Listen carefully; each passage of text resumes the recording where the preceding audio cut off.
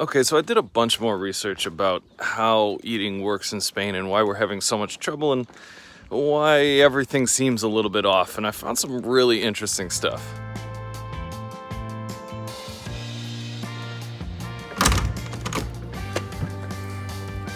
Here we go.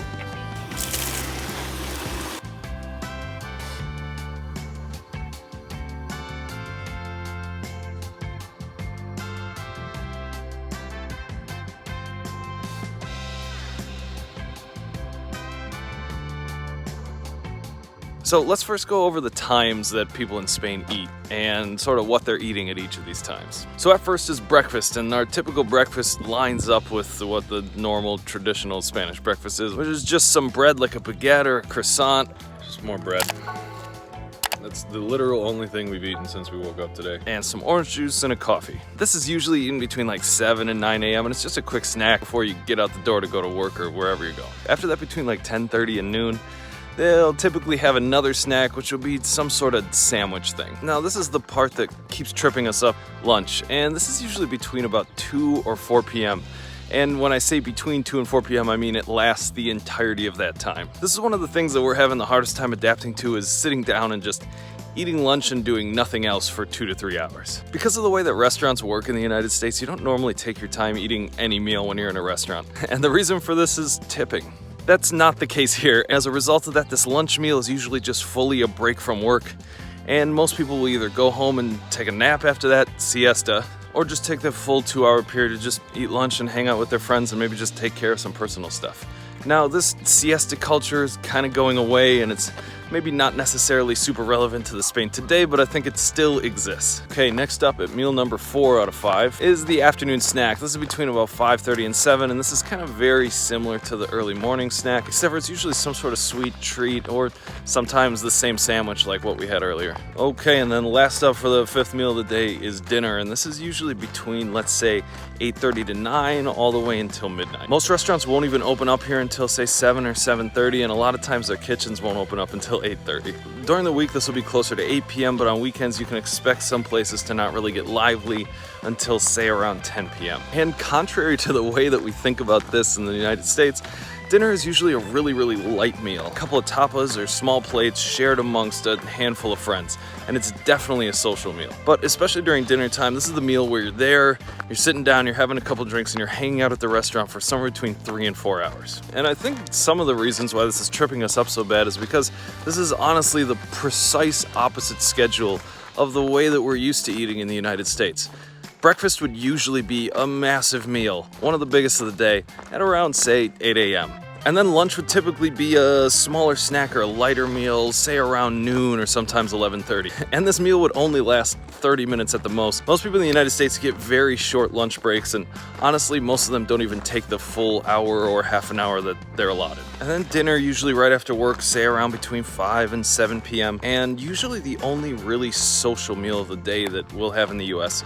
And definitely if we're going to a restaurant, most of us won't spend more than, say, 45 minutes there at any given point in time until the wait staff kind of kindly says, so are you all done? Do you want anything else? Here's your bill. And they'll just drop it off at your table. That's another really interesting thing about eating in Spain, is that they will never just drop the bill off at your table. They'll assume that you're happy to sit there, and they're perfectly happy to have you sit there for a couple of hours or just as long as you want, even if all you did was order a coffee. So you'll have to flag someone down with a por favor, and then they'll bring the bill by, but only if you ask for it. Now, you might be thinking that this seems kind of odd. It just seems like everything's time shifted, or it's just all off by about an hour or two. And you'd be right. Apparently, there's a specific reason why the Spanish eat so late, or why the time is shifted a little bit behind. Back in the 1940s, during World War II, the general at the time decided that he wanted Spain to be on the same time zone as Germany. This didn't match with all the other countries that were in their same longitude and latitude. Didn't make sense, right? Ever since then, Spain has just always been ahead of the UK in time zones, even though they're in the same exact longitude. There have been discussions about people changing this, but nothing has really changed. We asked some of our Spanish friends that we met along the Camino what they thought about this time schedule. One of our friends said that she liked the American way. She liked to be able to get work done and then leave, and then socialize with her friends later at night. Other people said they enjoyed the slow pace. The way it was explained to us was the Spanish are a very social people. They enjoy taking their time being with their friends day and night. And I have to admit, it sounds really appealing. As you know from our channel, we constantly talk about our struggle with moving way too fast. And it's often really hard for us to slow down. There's something about the Spanish way that makes me feel I want to work towards that. Our new friend that we just made here on the Camino was just telling us that oftentimes when we're ready to eat dinner at like 5 or 6 o'clock, most people are finishing their lunch. So just to be clear, we're far from experts on this subject. This is just what we've learned from doing this for a handful of days and from talking to a couple people from Spain and having them explain it to us. I really think there's something admirable and something for us to strive towards, to actually be able to sit still for long enough to enjoy a 4-hour meal. So we just grabbed the food, grabbed our beer, and just ate it as fast as we possibly could, drank down a half-liter beer, paid and got out of there. We were in there for 7 whole minutes. Ate the whole meal. And we both feel awful now. Because generally in our lives, the idea of having a meal last 4 hours is kind of inconceivable. We made sandwiches because all of our train connections are super tight. Were you surprised? As we were walking along the Camino, approaching the next pueblo, our friend stopped and said, well, I'll see you in the next town. I'm gonna sit down and have some breakfast. And I thought, oh, okay, we're just gonna keep going. And as we were walking up the hill, I asked Josh, do you think we're capable of slowing down and living in the Spanish life? There is this innate desire for us to always be thinking ahead, always be moving. But there is something desirable about both, I think. We just haven't really been good at trying it. Yeah, so I think tonight our challenge for the day is going to be to try to just sit there and very, almost comically slowly enjoy our dinner. We ate our dinner last night in about 20 minutes, and even that felt a little bit slow for us.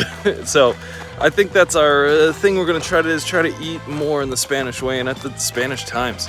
I think we've been trying to do it the other way, and that just doesn't make a lot of sense. All right, we're about halfway through the walk already today, so it seems like it's going to be a pretty quick day. The weather is finally overcast, so we're not dying from the sun. It's a nice change. It's a nice day.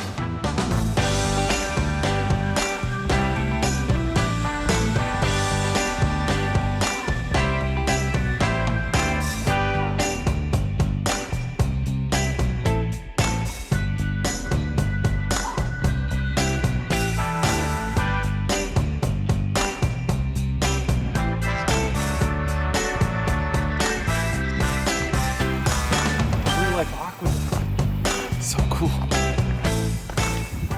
You know, just walking around here, picking the right blackberries right off of the side of the Camino here. Going by all the farmland. This is a perfect day. These bushes are so pointy though. Ow. Come. Let me see your bounty. Wow. Who needs lunch? Who needs lunch? We do. So we were in this little store and I asked the woman who was at the counter, what is this? ¿Qué es? And she said this is a patatas sandwich, basically potato egg sandwich. So this was €2. Very excited. Actually, maybe €1 and that was €2. Anyway.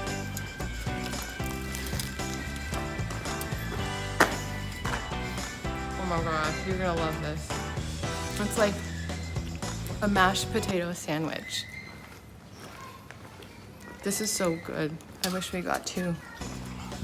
I don't know why nobody has thought of making a mashed potato sandwich before. This is so good. Our beige diet I don't feel good. continues.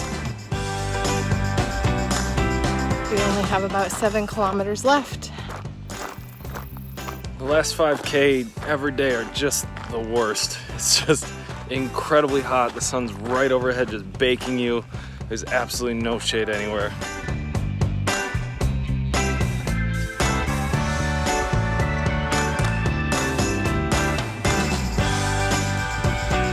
This is the best town. We got water and free walking sticks.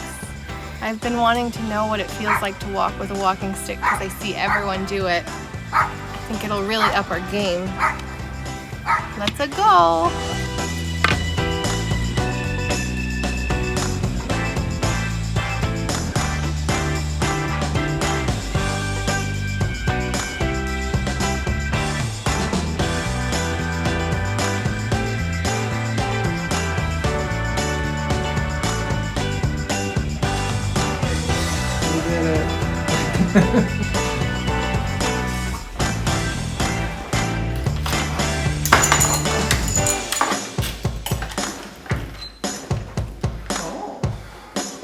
Noise.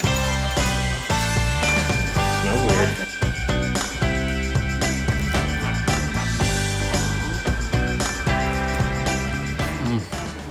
Beige food, beige food. The beige diet continues.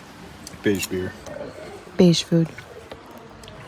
Hola, quiero reservar para 2 personas. Making our hotel reservations. Muchas gracias. Lista. We'll see.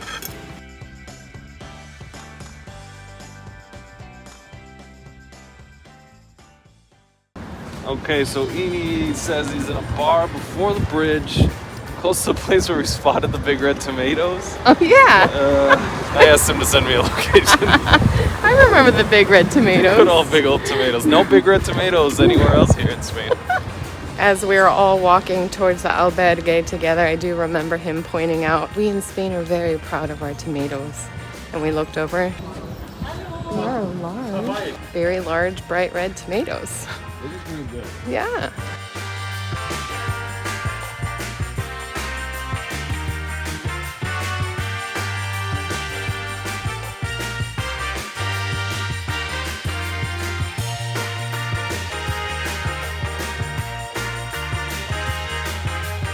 We just got back from the best night hanging out with our new friends on the Camino. Picture too. Take me a picture with Josh. Okay.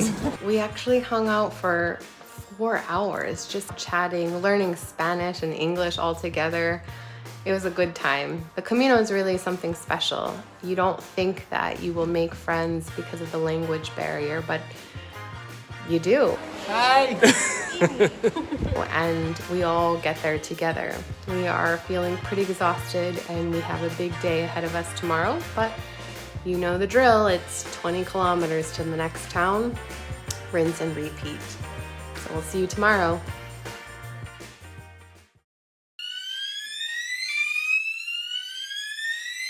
Well, that's quite a start to our hike. Hey, why do I have to walk uphill and do this?